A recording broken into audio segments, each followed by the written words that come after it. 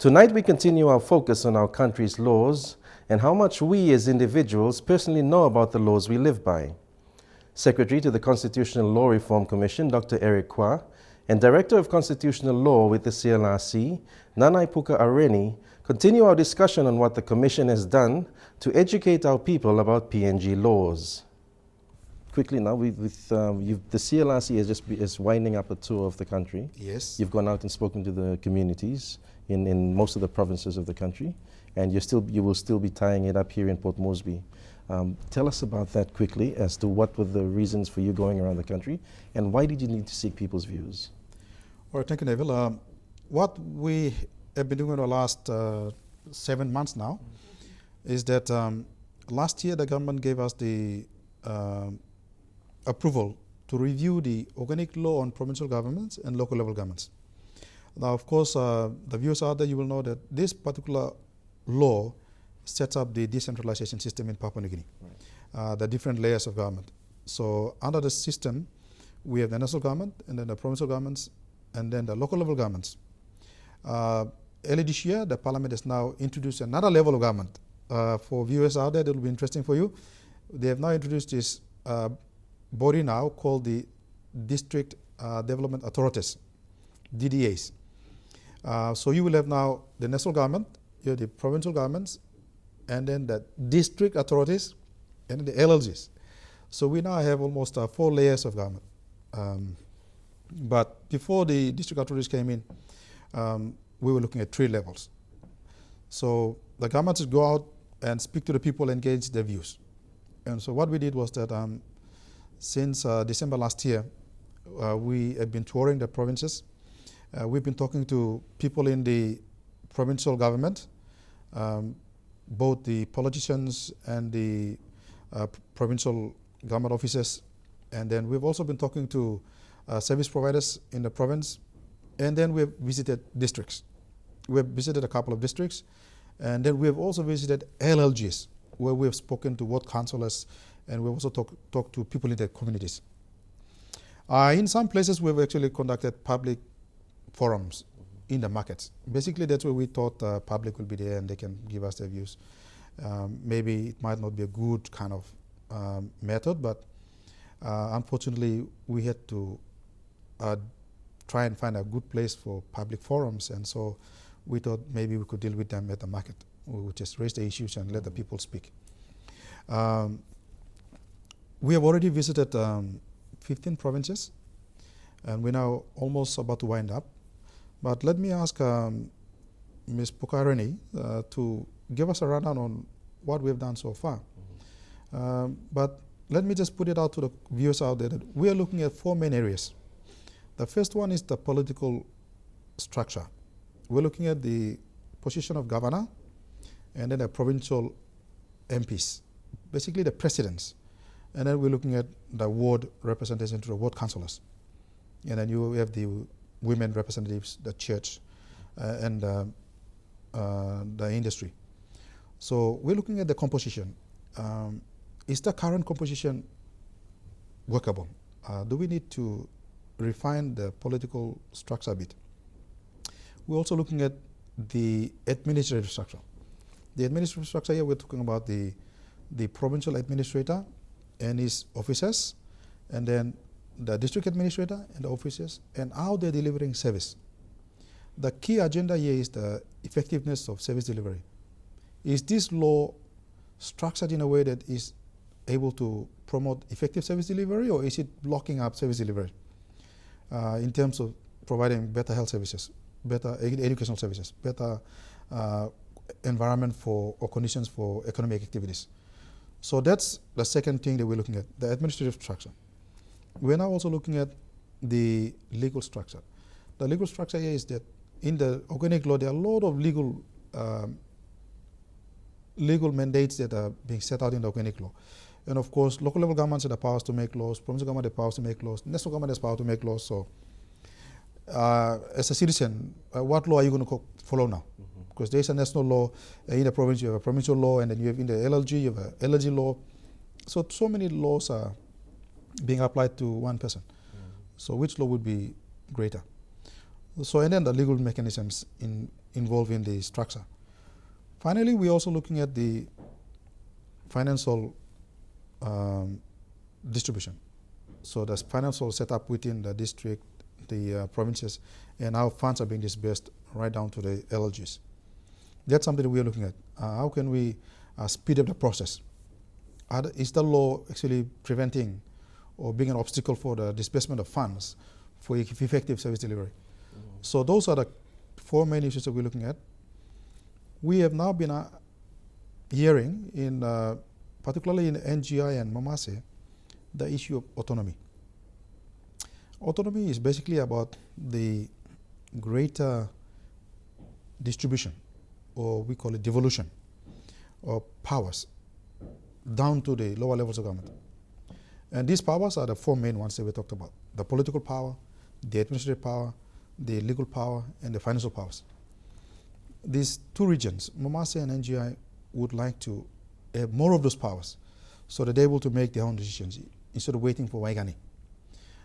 Because for the information of viewers, and you probably know about it, all public servants are controlled at Waigani. All public servants. At the LLG, the local level government manager is employed and paid by Waigani. The officer at the district level is working in the districts, but is employed and paid by Waigani. So the question is, this province is saying, can you give us the power to iron fire? So if there's some issue of discipline, if people are not at work, they're not delivering service, can we deal with them? At the moment, we can't. Financial powers, they say, give us the power to make our budget. We don't need to wait for Waigani to approve our budget. We need to raise our own internal revenue so we can be able to deliver the services that we can do within our province. At Waigani, you're so far away, you don't know what the distance between this particular electorate and this particular health center. Come on, we need to make decisions ourselves. So those are the kinds of issues that are being now raised by NGI and Mamase.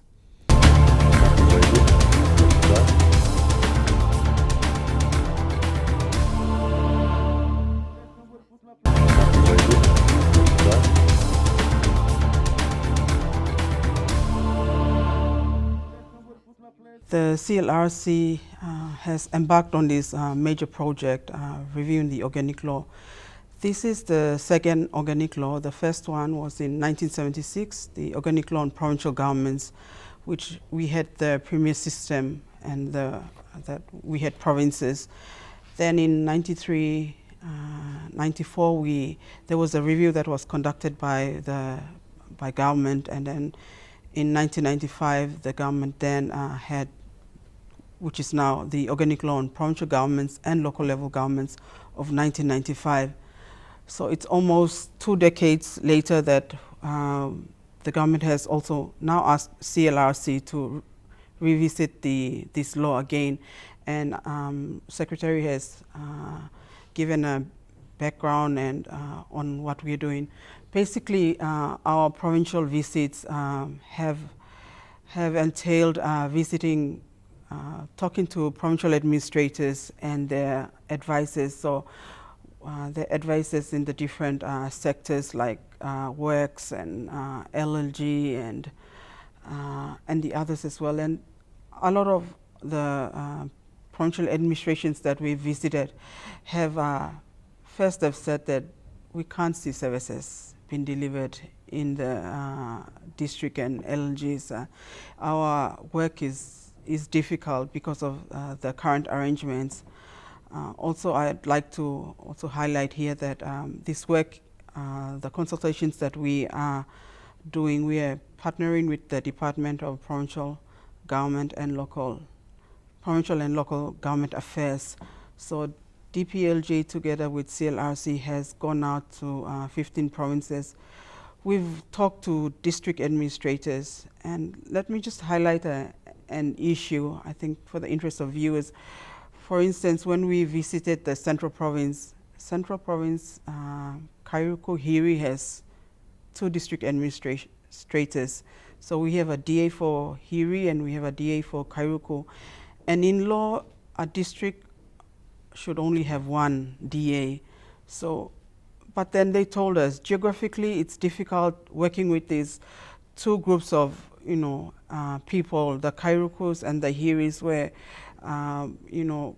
they had to administratively come up with that, so that they could serve the people better to deliver service.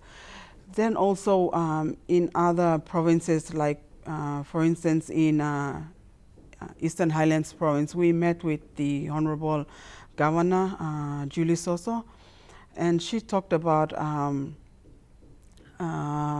the systems that are currently in place, for instance, the JDP, BPC, and membership of representatives like women's rep and youth rep, where although it's in law, it's not happening. They don't have those representatives, and for some reason, for her, she stated, for instance, it's been difficult for her to appoint a women's rep in this committee, because there's no clear guideline, and her hands are tied. So she said. Then in other places like in Simbu and in Isipik, which we've just visited last week, we had the LG presidents saying that it's difficult for them to work with the current terms and conditions that they've been given. As Secretary was alluding to, these are public servants at the district and local level, the different 2 levels of government that we have, where they see that it's difficult for them because of the current terms and conditions which they have, and almost like they're working on a voluntary basis, and they're with the people 24/7, and their hands are tied because of their distance, and obviously resource and funding capacity issues that they've raised at those levels play a big part in their work. Apart from the provincial management teams that we visited, that we spoke to, we also have the district management teams, where there's the district administrator and then his district officers. But also at the local level government, we met with presidents. For instance, in Isipik, out of the 27 local level government presidents, about 19 came and gave submissions to us, and they were very passionate about their work, and they saw the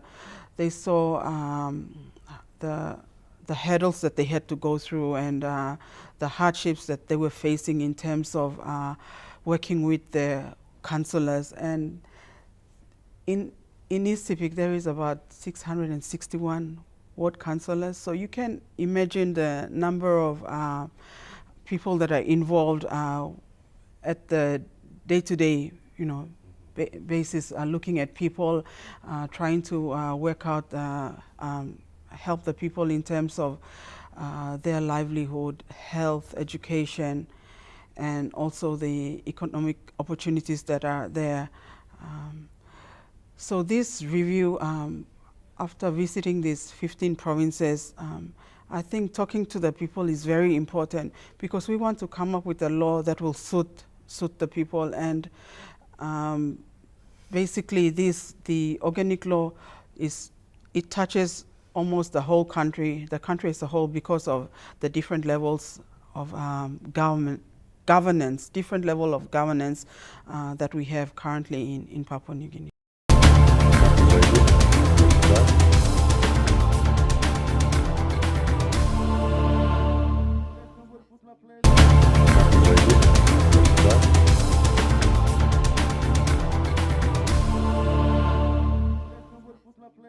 Dr. Kwa, at the end of all this consultation, when can we see something of the new law in place?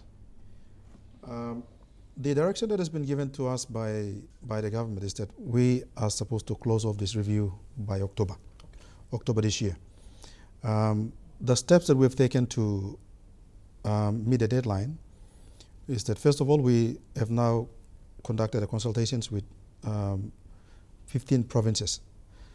Unfortunately, we could not cover the 5 last provinces because of funding shortfall. The funds that we're given to do this review, we were promised about 5 million, but we were not given the money. So we had to work within our financial allocation for this year to try and complete the review. So I've talked to these 5 leaders, the provinces that we are not visiting. Sorry, we could not talk to them because of finance. But the process is that we have now completed the review, and now we are putting together, we've got a team of very experienced public servants who are now assessing all the commentaries that have now been collected. Interestingly, we have also spoken to Sir Julius Chan and Sir Michael Somaren, the Grand Chief, who both of them were there when the country gained independence, and it was quite interesting to hear from both of them their views about the current organic law and their way forward. So we thought we really benefited from our discussions with these 2 great leaders of Papua New Guinea. We also talked to a lot of leaders as well. So what we're now doing is that we are now compiling all these ideas and the views that we've collected. By next month, we're going to start drafting the amendments. So by end of July, we should be able to circulate the draft organic law, the amendments or whatever form it takes. We will then circulate it to the public, basically to all the leaders, to the provinces, and we would then give them a month to respond to that draft. And then we would like to have a major forum or provincial administrators and the departments. We would like to pull them all together and have maybe a week of discussions. So we will then run through the draft that we develop and let them speak to it. Let them give us the ideas. Let them tell us what their thoughts are on the draft bill. We then hope to present the final document to government by the end of October. The idea is that we want to present to government something that has been drawn and worked through by the people. We don't want to present to government a law that was designed by the Constitutional Law Reform Commission or its commissioners or me and my team. It will be a concerted effort, and it will be a document that will be reflective of the public consultation that we've taken. And we hope that the law that we will then present to Parliament, and if it's passed, the system that will now be implemented thereafter will be a system that is properly assessed and properly designed based on the needs and aspirations of our people. We want to make it different to the 1977 organic law and to the 1995 organic law. You see, the law in 1977 was developed by our leaders, our founding fathers and mothers. And then it was given to us. At independence, it was given to us, okay, you go and set up your provincial governments. In 1995, it was done by a very small group of public servants who put together this document with their consultants, pushed it to Parliament, it was passed. And then all of us have got to work through this new system. We try to take a different approach by engaging as many people as possible to be a part of this process, so that what comes out at the end, hopefully by next year, it's something that we have all put our hands together and we have now developed for our own country. Because we're looking towards Vision 2050. How do we arrive at that goal in 2050 to say, yes, we are now properly governed, we're happy with the system, and we want to live within the system. And Neville, that brings me to the point where we would now like to invite the public, that any Papuan Indian out there, if you are interested in the system and you would like to make a contribution, if you've got some ideas, you've got some experiences, we would like you to share it with us. You can get in touch with us at our office at the First Heritage Center, which is along Waigani Drive, and we're at the 2nd floor. Or you could even write to us. Our address is in the phone directory. Please write to us, phone us, and you can even make an appointment to talk to our lawyers to at least just share with us your views. So those who are in Port Moresby, we welcome you to come to office and have a chat with us. And at least we want to record your name, because we are putting together a record of who we spoke to, where we went, so there is evidence that this thing is being developed by people, not some nameless human beings out there, but people whom we have recorded their names, whom we have spoken to at a particular location, and who have given us certain ideas. Because we would like to show to the rest of the country that this is yours. So viewers out there, we are still open to ideas, open to discussions. The drafting that we're doing, it's basically in-house, but we will continue to receive public comments from every Papua New Guinea citizen if you are interested. If you're a foreigner out there listening to us, we're also interested to know from you if you've got some ideas about the system, and if you think that it's not working good for you, we're happy to listen to you because we're open to public comments. So that's in relation to the review of the organic law on provincial governments and local level governments that we would now like to invite your participation. As a final closing question, Dr. Kwa, with all the people you've spoken to in this tour around Papua New Guinea, can you say that Papua New Guineans today are more aware of our laws and aware of what needs to be done to change our laws to work for the better? Neville, it's a very, very important question, and based on our experience over the last couple of years, this is just one of those reviews that we're doing, but we've been doing a number of reviews over the last couple of years. We've been speaking to a lot of our people. We have been amazed at the level of knowledge that our people have. Our people are now a lot more savvy about their rights, about some of the laws, and even their own interpretations of them. From a technical point of view, okay, the ideas might not be as smooth and as clear as we would like to hear, but the interesting part is that they know, and they're saying something about what they've heard or what they've been told by another person. So the level of awareness amongst the people about their rights and about their involvement in decision making is pretty high at the moment. That's part of the reason why we wanted to speak to as many people as possible, because we don't want to be accused at the end that, how come you didn't talk to us? We wanted to say something to you, but you didn't talk to us. And that's part of the reason why we also inviting more comments from our people, because we went to LLGs and we sat with the villages. Now, I will talk. And I'm trying to understand why, how this change has happened. But I think we all know. I think the telecommunications network that has opened up this country has really, really helped our people.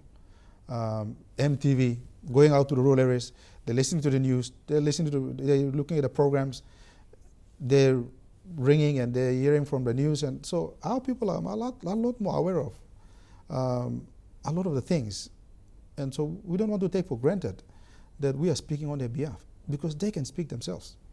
And that actually brings me to a very important point that I didn't want to address at this forum, but I can say it, where some people out there now saying that, oh, we want to speak on behalf of the grassroots, or we want to speak on behalf of the silent majority.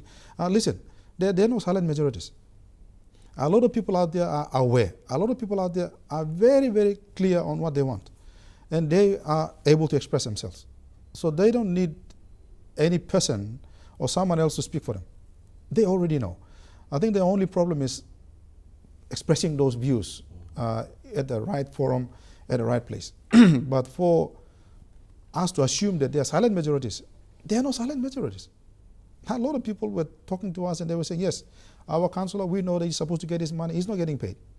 We know that they're supposed to give us a sporting field, why not they giving us a sporting field? I mean, how do they know? And that's because they're hearing things, they see, and so they're able to see ideas.